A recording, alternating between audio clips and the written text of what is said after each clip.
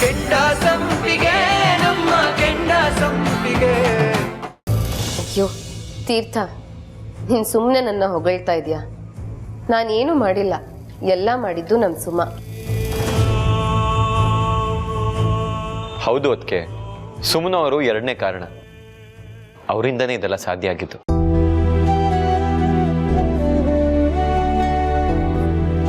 ಸುಮನ, ನಿನ್ನ ಜಾಣತನ ಗಟ್ಟಿತನ ನನಗೆ ಚೆನ್ನಾಗಿ ಗೊತ್ತಮ್ಮ.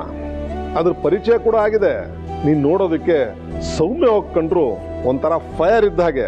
ಅದು ಸರಿ, ಈ ರೈಡ್ ವಿಷಯದಲ್ಲಿ ಇಷ್ಟೊಂದು ಜಾಣತನನ ಹೇಗಮ್ಮ ತೋರಿಸ್ದೆ?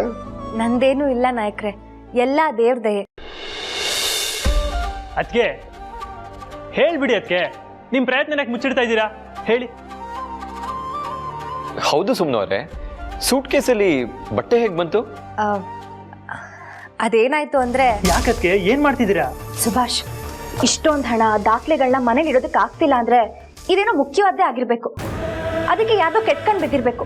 ಹಾಗೇನಾದ್ರೂ ಆಗಿದ್ರೆ ಇದು ನಮ್ಮ ಮನೇಲಿ ಇರೋದು ಸರಿ ಇಲ್ಲ. ಎಕ್ಸಾಕ್ಟ್ಲಿ ಅಕ್ಕ, ನಾನು ಅದನ್ನೇ ಹೇಳ್ಬೇಕು ಅಂತಿದ್ದೆ. ಅದಕ್ಕೆ ಇದೆಲ್ಲ ತಪ್ಪು ಅನಿಸ್ತಿಲ್ವಾ? ಸುಭಾಷ್, ಸದ್ಯಕ್ಕೆ ತಪ್ಪು ಅನ್ಸ್ಬೋದು, ಆದ್ರೆ ಇದ್ರಿಂದ ಯಾವ್ದಾದ್ರು ಕೆಟ್ಕೊಂಡಿದ್ರೆ ಸಾಹೇಬ್ರು ಯಾರಿಗೂ ಮೋಸ ಮಾಡೋರಲ್ಲ. ಅವ್ರ ಹತ್ರ ವಿಷಯ ಏನು ಅಂತ ನಾನು ಸ್ಪಷ್ಟವಾಗಿ ಮಾತಾಡ್ತೀನಿ. ಅಲ್ಲಿವರೆಗೂ ಯಾವ್ದೇ ನಿರ್ಧಾರಕ್ಕೆ ನಾವು ಬರೋದು ಬೇಡ. ಒಂದ್ ವೇಳೆ ತಪ್ಪಿರೋದೇ ಆದ್ರೆ ಸರಿ ಮಾಡ್ಕೊಳ್ಳಿ ಅಂತ ಸಾಹೇಬ್ರ ಹತ್ರ ನಾನು ಮಾತಾಡ್ತೀನಿ. ಅಕ್ಕ, ಈ ದುಡ್ಡನ್ನೆಲ್ಲ ಚೀಲದಲ್ಲಿ ಯಾಕಕ್ಕ ತುಂಬಿಸ್ತಿದ್ಯಾ? ಗೋಣಿ ಚೀಲಕ್ಕೆ ಹಾಕಿದ್ರೆ ಯಾರಿಗೂ ಅನುಮಾನ ಬರಲ್ಲ ರಾಜಿ. ಡೌಟ್ ಬರಬಾರ್ದು ಸರಿ, ಆದ್ರೆ ಈಗ ಇದನ್ನೆಲ್ಲಿಡೋದು? ಇದನ್ನೆಲ್ಲ ದೇವಣ್ಣನ ಮನೇಲೋ ರಾಮಕ್ಕನ ಮನೇಲೋ ಇಡಕ್ಕೆ ವ್ಯವಸ್ಥೆ ನಾನು ಮಾಡ್ತಾ ಇದ್ದೀನಿ. ಈಗಾಗ್ಲೇ ಅಪ್ಪ ಹೋಗಿ ಮಾತಾಡ್ತಿದ್ದಾರೆ. ಸುಭಾಷ್, ರಾಜಿ, ಇದ್ರೊಳಗಡೆ ನೀನ್ ಬಟ್ಟೆಗಳನ್ನೆಲ್ಲ ಹಾಕಿ ಇಲ್ಲೇ ಎತ್ತಿಟ್ಟಿರು, ಸರಿನಾ? ಸುಭಾಷ್, ನೀನ್ ಬಾ.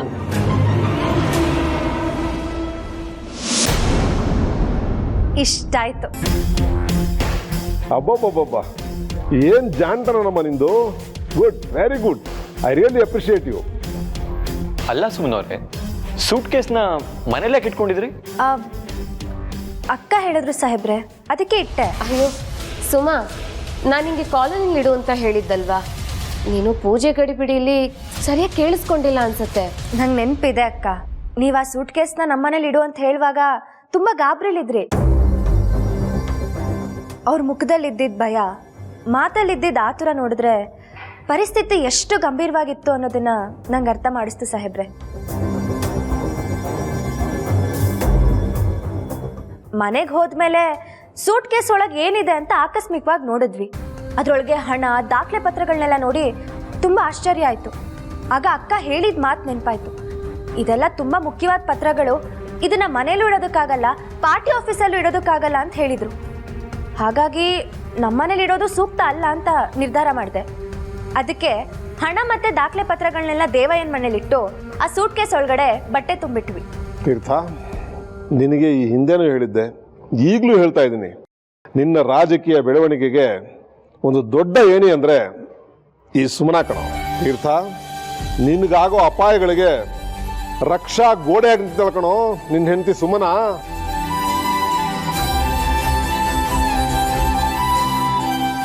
ಸುಮನ ಇರೋವರೆಗೂ ನಿನ್ನನ್ನು ಯಾವ ಪ್ರಾಬ್ಲಮ್ಸ್ಗಳು ಟಚ್ ಮಾಡೋಕ್ಕಾಗಲ್ಲ ಕಣೋ. ಸಾಹೇಬ್ರೆ, ನಿಮ್ಮ ಹೆಂಡತಿಯಾಗಿ ಇವತ್ತು ನಾನು ನಿಮ್ಮ ಜೊತೆಗೆ ನಿಂತಿದ್ದು ಸರಿ ಇರಬಹುದು,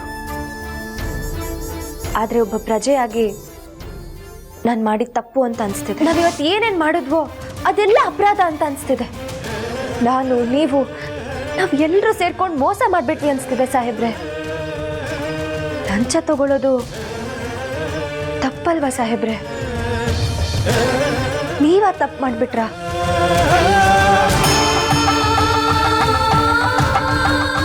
ನಾವೆಲ್ಲರೂ ಸೇರಿ ವ್ಯವಸ್ಥೆಗೆ ಮೋಸ ಮಾಡಿಬಿಟ್ವಿ ಸಾಹೇಬ್ರೆ. ಇದು ತಪ್ಪಲ್ವಾ? ಹಾಗಂತ ನೀವು ಅಂದ್ಕೊಂಡಿದ್ದೀರಾ ಸುಮ್ಮನವ್ರೆ? ನೀವು ಹೇಳಿದ್ನ ನಿಮಗೆ ವಾಪಸ್ ಹೇಳ. ಇರೋರ ಹತ್ರ ಕಿತ್ಕೊಂಡು ಇಲ್ಲದೆ ಇರೋರು ಕೊಡ್ತೀನಿ, ಅದು ತಪ್ಪಲ್ಲ. ಹೌದು ಸುಮ್ಮನವ್ರೆ, ನಾನು ಫೀಸ್ ಅಂತ ತಗೊಳ್ಳೋ ಹಣಕ್ಕೆ ಲಂಚ ಅಂತ ಹೆಸರಿದೆ. ಆದರೆ ಆ ಹಣನ ದುರುಪಯೋಗ ಮಾಡ್ತಾ ಇಲ್ಲ. ನಮ್ಮ ಕ್ಷೇತ್ರ ಜನರಿಗೆ ಬಳಸ್ಕೋತಾ ಇದ್ದೀನಿ. ಅದ್ರಲ್ಲಿ ತಪ್ಪೇನಿದೆ? ಇರ್ಬೋದು ಸಾಹೇಬ್ರೆ, ಆದರೆ ರೀತಿ ತಪ್ಪಲ್ವಾ?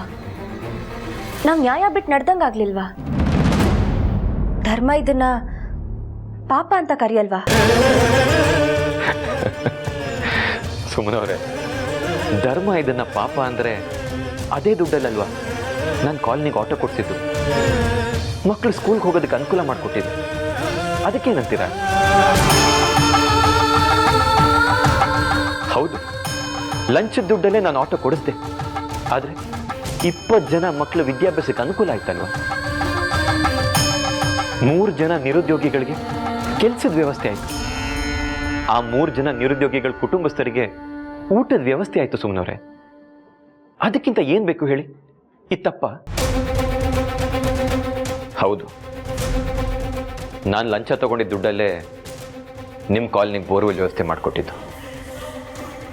100 ಕುಟುಂಬಗಳಿಗೆ ನೀರಿನ ವ್ಯವಸ್ಥೆ ಮಾಡಿಕೊಟ್ಟೆ.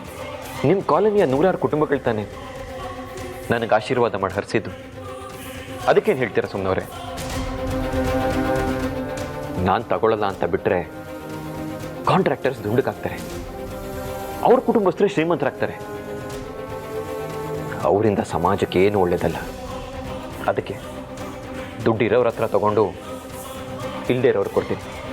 ಅದ್ರಲ್ಲಿ ತಪ್ಪೇನಿದೆ ಹೇಳಿ? ನೀವು ಹೇಳ್ತಿರೋದ್ರಲ್ಲೂ ನ್ಯಾಯ ಇದೆ ಸಾಹೇಬ್ರೆ, ಆದರೆ ದಾರಿ ತಪ್ಪಿದೆ. ಇದರಿಂದ ನಿಮ್ಮ ಭವಿಷ್ಯಕ್ಕೆ ಕಳಂಕ ತಟ್ಟತ್ತೆ, ವ್ಯವಸ್ಥೆಗೆ ನಾವು ಮೋಸ ಮಾಡ್ದಂಗಾಗತ್ತೆ.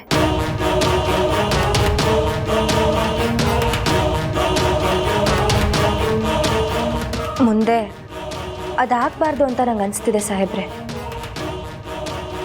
ಇವತ್ತು ನಾವು ಎಲ್ಲರೂ ಅಪರಾಧದ ಕೆಲಸದಲ್ಲಿ ಭಾಗಿಯಾಗ್ಬಿಟ್ವಿ ಅಂತ ನಂಗೆ ಅನಿಸ್ತಿದೆ. ನಿಮ್ಮ ದಮ್ಮಯ್ಯ ಅಂತೀನಿ, ಪ್ರತಿ ಸತಿ ಪರಿಸ್ಥಿತಿನೇ ಕೈ ಹಿಡಿಯುತ್ತೆ ಅಂತ ಹೇಳೋಕ್ಕಾಗಲ್ಲ. ಪರಿಸ್ಥಿತಿ ಕೆಟ್ಟರೆ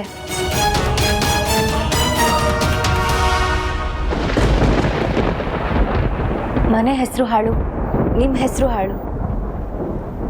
ಯೋಚನೆ ಮಾಡಿ ಸಾಹೇಬ್ರೆ. ಧರ್ಮ ಮಾಡೋದಕ್ಕೆ ಬೇರೆಯವ್ರಿಗೆ ನೋವು ಕೊಡದೆ ಅಧರ್ಮದ ದಾರಿ ಹಿಡಿದ್ರೆ ಅದು ತಪ್ಪಲ್ಲ ಅನ್ನೋದು ನನ್ನ ನಂಬಿಕೆ.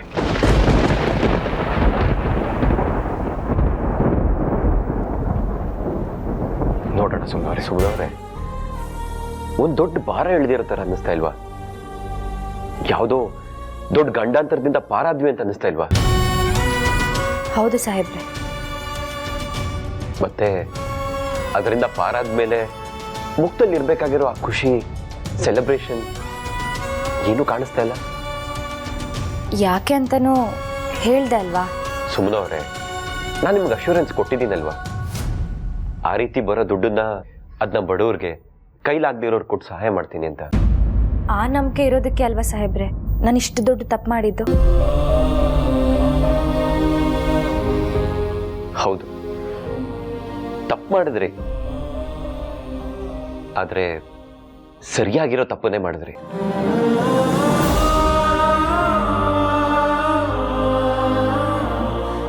ಅಲ್ಲ ಸುಮ್ಮನವ್ರೆ, ನನಗೀಗಲೂ ಆಶ್ಚರ್ಯ ಆಗೋದೇನು ಗೊತ್ತಾ?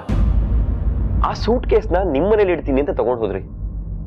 ಆಮೇಲೆ ನಿಮ್ಮನೇಲಿ ಇಡೋದು ಬೇಡ, ಕಾಲೋನಿಯಲ್ಲಿರೋ ಬೇರೆಯವ್ರ ಮನೇಲಿ ಇಡ್ತೀನಿ ಅಂತ ಯೋಚನೆ ಮಾಡಿದ್ರಲ್ಲ, ಅದು ಸಾತ್ನಕ ಸೂಟ್ ಕೇಸ್ ಕೊಟ್ಟು ಇದನ್ನ ನಿಮ್ಮನೇಲೇ ಇಟ್ಕೋಬೇಕು, ಬೇರೆ ಯಾರಿಗೂ ವಿಷಯ ಗೊತ್ತಾಗಬಾರ್ದು ಅಂತ ಒತ್ತಿ ಒತ್ತಿ ಹೇಳಿದ್ರು. ನಾನು ಸೂಟ್ ಕೇಸ್ನ ನಮ್ಮನೇಲೆ ಇಡಬೇಕು ಅಂತಾನೆ ಯೋಚನೆ ಮಾಡಿದ್ದೆ. ಸುಮ್ಮನೆ ಒಂದು ನಿಮಿಷ ಏನಂದ್ರಿ ಮತ್ತೆ ಹೇಳಿ? ಅದಕ್ಕೆ ಅದೇ ಸಾಹೇಬ್ರೆ, ಸೂಟ್ ಕೇಸ್ನ ನಿಮ್ಮನೇಲೆ ಇಟ್ಕೋ, ಅಪ್ಪಿ ತಪ್ಪಿನೂ ಕಾಲೋನಿ ಯಾರ ಮೇಲಾದ್ರೂ ಇಟ್ಬಿಟ್ಯಾ, ಅದ್ರಲ್ಲಿ ತುಂಬಾ ಮುಖ್ಯವಾದ ದಾಖಲೆಗಳಿದೆ ಅಂತ ಹೇಳಿದ್ರು. ಸುಮ್ಮನವ್ರೆ, ನೀವು ಕನ್ಫ್ಯೂಸ್ ಮಾಡ್ಕೊಂಡಿದ್ದೀರಾ ಅನ್ಸುತ್ತೆ. ಅದಕ್ಕೆ ಕಾಲೋನಿಯಲ್ಲಿರೋ ಬೇರೆಯವ್ರ ಮೇಲೆ ಇಡಬೇಕು ಅಂತ ಹೇಳಿದಾರೆ ಅನ್ಸುತ್ತೆ. ನೀವು ಅದನ್ನ ಕನ್ಫ್ಯೂಸ್ ಮಾಡ್ಕೋತಾ ಇದ್ದೀರಾ? ಇಲ್ಲ ಸಾಹೇಬ್ರೆ, ನಮ್ಮನೇಲೆ ಇಟ್ಕೋ ಅಂತಾನೆ ಹೇಳಿದ್ರು. ಅಪ್ಪಿ ತಪ್ಪಿನೂ ಅಕ್ಕಪಕ್ಕದ ಮನೆಯವ್ರಿಗೆ ಯಾರಿಗೂ ವಿಷಯ ಗೊತ್ತಾಗ್ಲೇಬಾರ್ದು ಅಂತ ಒತ್ತಿ ಒತ್ತಿ ಹೇಳಿದ್ರು. ಸುಮ್ಮನವ್ರಿಗೆ ಅವ್ರ ಮನೇಲಿ ಸೂಟ್ ಕೇಸ್ ಇಡೋದು ಬೇಡ ಅಂತ ಹೇಳಿದಿರಲ್ವಾ? ಹೌದು ತೀರ್ಥ, ಹಾಗೆ ಕಾಲೋನಿಲಿ ಯಾರ್ದಾದ್ರೂ ಬೇರೆಯವ್ರ ಮನೆಯಲ್ಲಿ ನೀನ್ ನಂಬುವಂಥವ್ರ ಮನೇಲಿ ಇಡು ಅಂತ ಹೇಳಿದ್ದೀನಿ. ತುಂಬಾ ಸ್ಟ್ರಿಕ್ಟ್ ಆಗಿ ಹೇಳಿದ್ದೀನಿ. ಅದಕ್ಕೆ ಸಾಹೇಬ್ರೆ ನಾನು ದೇವಯ್ಯನ ಮನೇಲಿ ಇಟ್ಟಿದ್ದು. ಆದರೆ ದೇವಯ್ಯನಿಗೆ ನಾನು ಏನಿಟ್ಟೆ ಅಂತ ಗೊತ್ತಿರಲಿಲ್ಲ. ಬಹುಶಃ ಈಗ ಗೊತ್ತಾಗಿರ್ಬೇಕು. ನಾಳೆ ಮಾತಾಡಿ ಅವ್ರ ಮನಸ್ಸಿಗೆ ಏನಾದರೂ ಬೇಜಾರಾಗಿದ್ರೆ ಕ್ಷಮೆ ಕೇಳ್ತೀನಿ ಸಾಹೇಬ್ರೆ. ಸುಮ್ಮನವ್ರೆ, ನಾನು ಕ್ಷಮೆ ಕೇಳಬೇಕು ಅಂತ ಹೇಳಿ ಇದರಲ್ಲಿ ನಿಮ್ದೇನು ತಪ್ಪಿಲ್ಲ. ಕೆಲಸನೂ ನಂದಾಗಿತ್ತು, ವಸ್ತುನೂ ನಂದಾಗಿತ್ತು. ನಾನೇ ಕ್ಷಮೆ ಕೇಳಬೇಕಲ್ವಾ? ನಮ್ಮಿಬ್ರು ಪರವಾಗಿ ಕ್ಷಮೆ ಕೇಳ್ತೀನಿ ಸಾಹೇಬ್ರೆ. ಸರಿ ಸರಿ ಸಾಹೇಬ್ರೆ, ಇನ್ಮುಂದೆ ಆದರೂ ನೀವು ಮಂಚದ ಮೇಲೆ ಮಲ್ಕೊಳ್ಳಿ, ನಾನು ಕೆಳಗಡೆ ಮಲ್ಕೋತೀನಿ. ನೋ, ನಾನು ಕೆಳಗಡೆನೆ ಮಲ್ಕೋತೀನಿ, ನೀವು ಮಂಚದ ಮೇಲೇನೆ ಮಲ್ಕೋಬೇಕು. ಸಾಹೇಬ್ರೆ, ನೀವೆಷ್ಟೇ ಸಾಹೇಬ್ರೆ ಅಂತ ರಾಗ ಹೇಳಿದ್ರು ನಾನು ಕೆಳಗಡೆನೆ ಮಲ್ಕೋತೀನಿ, ನೀವು ಮಂಚದ ಮೇಲ್ಗಡೆನೆ ಮಲ್ಕೋಬೇಕು. ಗೊತ್ತಾಯ್ತಾ? ಸರಿ, ಹಾಗಾದ್ರೆ ನಾನು ಹೋಗಿ ಬಟ್ಟೆ ಬದಲಾಯಿಸ್ಕೊಬರ್ತೀನಿ ಸಾಹೇಬ್ರೆ.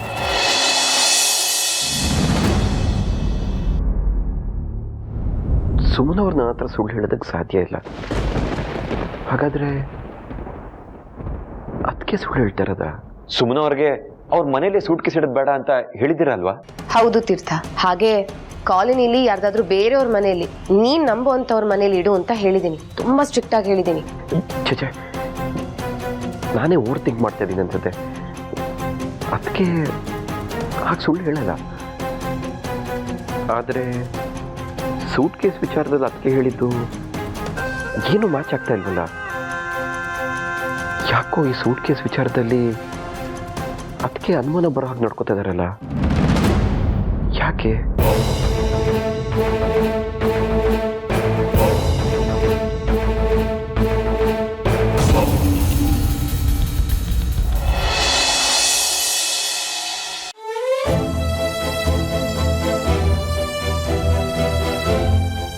ಅಮ್ಮ ಹಾ ಅಮ್ಮ, ಏನಪ್ಪ?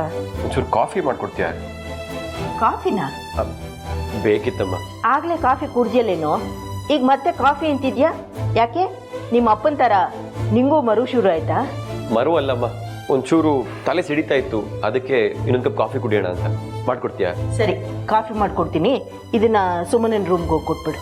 ಇದೇನಮ್ಮ ಧೂಪ ಇದ್ಲು, ಏನಕ್ಕಿದು? ಶೀತ ಆಗ್ಬಾರ್ದು ಸುಮನಂಗೆ ಅಂತ. ಸುಮ್ಮನೆ ಅವ್ರಿಗೆ ಶೀತ ಆಗಿದ್ಯಾ? ನನ್ಗೇನು ಹೇಳೇ ಇಲ್ಲ. ಅಂದ್ರೆ ಅವ್ರಿಗೆ ಹುಷಾರಿಲ್ವಾ? ಅಮ್ಮ ಇದೆಲ್ಲ ಬೇಡ, ನಾನು ಹಾಸ್ಪಿಟಲ್ ಕರ್ಕೊಂಡು ಹೋಗ್ತೀನಿ. ಅಯ್ಯೋ ಇರು ಆ ಥರ ಏನೂ ಆಗಿಲ್ಲ, ಅವಳು ಹುಷಾರಾಗೇ ಇದ್ದಾಳೆ. ಹುಷಾರಾಗೇ ಇದ್ದಾರಾ? ಹಾ, ಮತ್ತಿದು? ಅವಳು ಗರ್ಭಿಣಿ ಅಲ್ವಾ, ತಲೆ ಸ್ನಾನ ಮಾಡ್ತಾ ಇದ್ದಾಳೆ. ಸರಿಯಾಗಿ ತಲೆ ಒರೆಸ್ಕೊಳ್ದಿದ್ರೆ ಶೀತ ಆಗತ್ತೆ. ಹಾಗಾಗ್ಬಾರ್ದು ಅಂತ ಇದನ್ನ ಕೊಡ್ತಾ ಇದ್ದೀನಿ ಅಷ್ಟೇ. ಓಹೋ, ಅಷ್ಟೇನಾ?